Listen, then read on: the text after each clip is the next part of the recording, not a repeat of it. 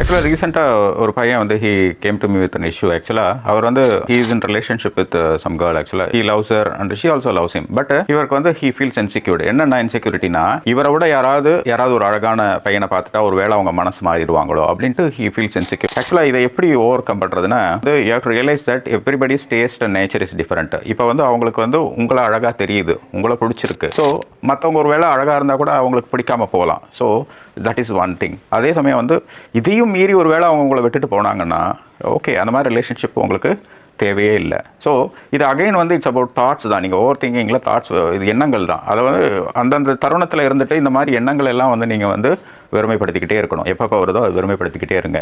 அதே சமயம் நீங்கள் வந்து யூ கேன் டூ திஸ். ஆக்சுவலாக காம்பினேஷன் ஆஃப் 3 வாங்க. ஆக்சுவலாக யோகா, பிராணாயாமா, மெடிடேஷன், இந்த 3 பண்ணும்போது என்ன ஆகுது, உங்களோட மைண்டு பாடிலாம் காம் ஆகி வில் கண்ட்ரோல் யுவர் எமோஷன்ஸ். இது மாதிரி தேவையில்லாத எண்ணங்கள்லாம் உங்களுக்கு வராது.